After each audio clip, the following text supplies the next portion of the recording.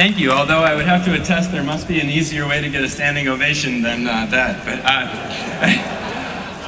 congratulations, graduates. It is my deepest honor to join you here at your commencement from one of the greatest universities in the world. Yes. And still the only institution in America where you might overhear someone ask a man, "What are you wearing under that skirt?" To which he might reply,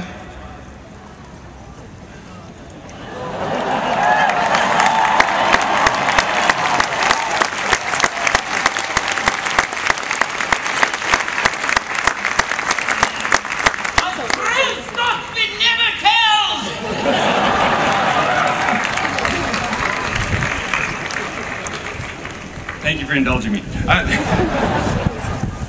14 years ago, I was there, exactly where you are. I say exactly in the empathetic sense rather than the physical sense because in 1997, commencement was actually held in a tent over on the cut due to some totally uncharacteristic campus construction. I think I actually saw some of the same concrete guys over there still working. And I was, in the emotional sense, though, I was right there with you. Terribly excited, heart beating so fast, trying to play it cool, like all the awards, the ribbons, the cords, none of it really mattered. And on the inside, though, as I'm sure you all are, I was so confident and proud of my achievements. So why was I so anxious about my future? My emotions were so intense, I actually don't remember a single thing from that ceremony. I can't recall who I sat with, if I tossed my cap in the air, and I have no idea who the commencement speaker was. Maybe if they flashed us in the audience, it would have stuck with me. What I do remember are my family and friends.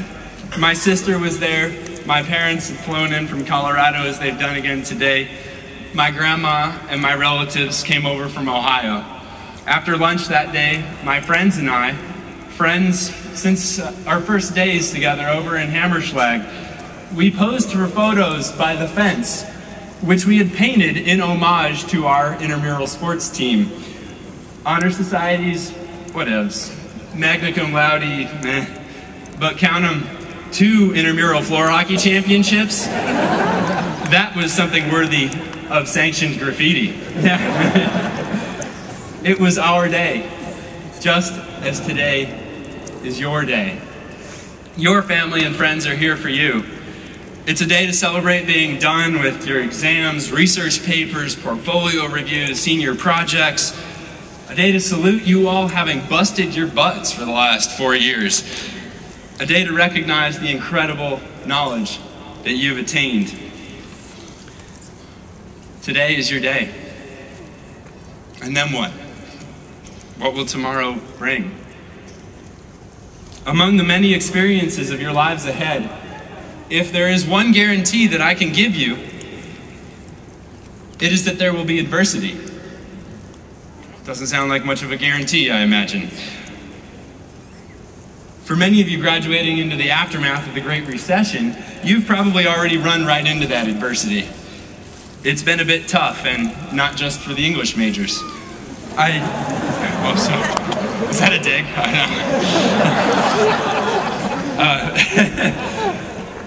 Now, once I've done my duty here drawing this all out for just a few more minutes, you will receive your diplomas, and at the top of those, they will say, Carnegie Mellon University, no hyphen. That, however, will not inoculate you against the adversity. It will come. For me, one of the greatest challenges in the years after my graduation was just the opposite of those still shopping your resumes around. It wasn't whether I would get a job, but rather whether I should quit my job. For 5 years as a mechanical engineer in corporate America, actually at Craig Barrett's company, I didn't know he was going to be here.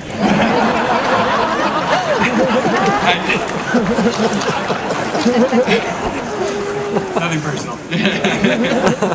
But I'd watched my passions shift away from my paycheck and my career towards outdoor adventure and the mountains. After struggling over this growing personal imbalance, I did eventually leave, not only my job, but professional engineering altogether. I think that might have been the moment when President Cohen decided that I should come and inspire you graduates. He quit engineering. We should get him to speak. As I departed my first career, I chose to quote a great Scotsman and leader of an early Himalayan expedition, William Hutchison Murray, who, inspired by Goethe's Faust, wrote, "Whatever you can do, or dream you can do, begin it." Boldness has genius, magic, and power in it. It was a bold step in my life. I was aligning my lifestyle to fit my values and passions.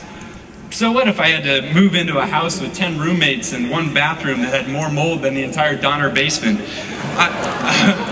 I was following my dreams. My parents, they were reluctantly supportive. They told me, though, before you can so much as sleep on our couch again, you have to get new health insurance. And here we've arrived at the free advice portion of my speech.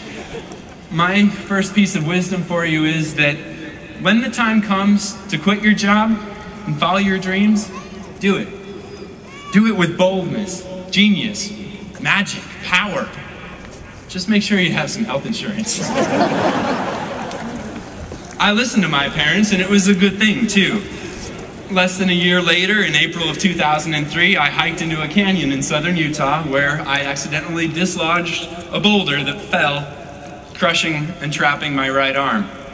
Stuck in the bottom of a hole in the most remote desert in the entire United States, I actually turned to the analytical problem-solving skills that I had forged here at CMU. It's not hyperbole. Step one, define the problem. Well, okay, that was the easy part. There was this big rock. My next steps were to gather information, brainstorm solutions, prioritize them, and try one. By this iterative process, I refined my experience through day after day of struggle. To combat the hypothermia, I improvised clothing, wrapping myself in my climbing rope to keep myself warm. To mitigate the starvation and dehydration, I rationed my remaining food and water. And as for the sleep deprivation, no, come on. You know what a CMU alumnus calls 127 hours without sleep? Spring carnival.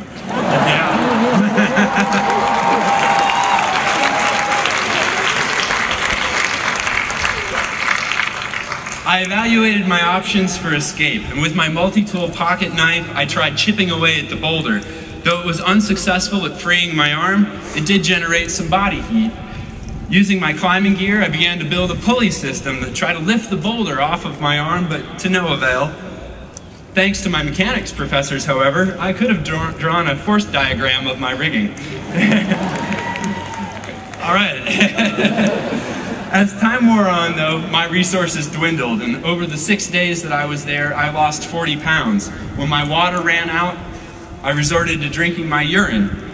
And here now is my second piece of wisdom for you. Don't do that. Keep things in perspective.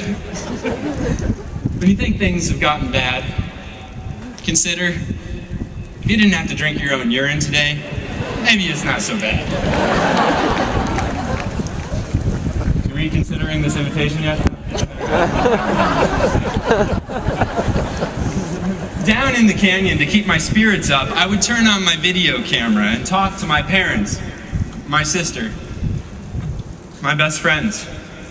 I discovered that in sharing my gratitude for the time that we had spent together, the family vacations that we'd taken, the intramural sports games we'd played, the concerts we'd attended, I felt their love buoy me. I've learned a profound lesson in this. When I was on the brink of death, I didn't eulogize myself via my life's accomplishments.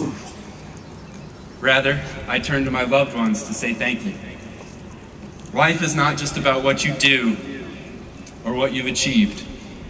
It is about who you are, how you relate with others, how you love. Eventually, I was left with one option: to amputate my arm. Even with a tourniquet, I'd probably bleed to death, though. But at that point, I was willing to take the possibility of dying on my way out of there over the certainty of dying in that place. I held the knife like a dagger, and hearing that sound from the movie Psycho, I double pumped. I brought the blade down. The knife went in, and yet it stopped at something hard: the bone. At that moment, I realized I wasn't so much trapped by the boulder as I was trapped by the blade. How can I cut my arm off with a knife that's too dull to cut through the bone? Sounds a little bit like a Zen koan written by Quentin Tarantino, I think. And yet, it leads me to my third piece of wisdom. If you're going to carry a knife, make sure it's sharp. I mean that in a literal sense, but also the figurative one. In a crisis, we have all sorts of resources, a collection of knives, and chief among them are our intellect and our relationships. Keep your wits sharp, your discipline honed, your loved ones close. If not in physical proximity, in spiritual connection. That way, when your literal knife isn't up to the task, perhaps your figurative ones will be. On the morning of the 6th day, at the 127th hour, I solved the deadly riddle. It was my final brainstorm. I didn't have to use the knife to cut my bones. I could use the leverage of the boulder and break them. Very simple mechanics. And I did. With a smile on my face that grew and grew, I worked for an hour until at last I was free.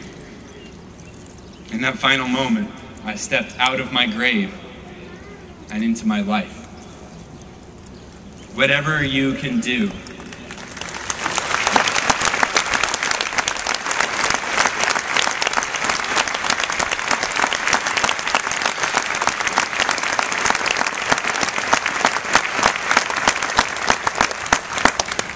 Whatever you can do, or dream you can do, begin it. Boldness has genius, magic, and power in it. Yes, it hurt. Yes, I left something behind. But I did not lose anything that day. I only gained from that experience a sense of what's important to me, of what's possible for me, of what's extraordinary in me. And as for that guarantee, it's true. You will have adversity. But be grateful for it, because that adversity will show you that there is something absolutely extraordinary in each and every one of you. In summary, health insurance, sharp knife, no urine, no cry, and may your boulders be your blessings as well. Thank you.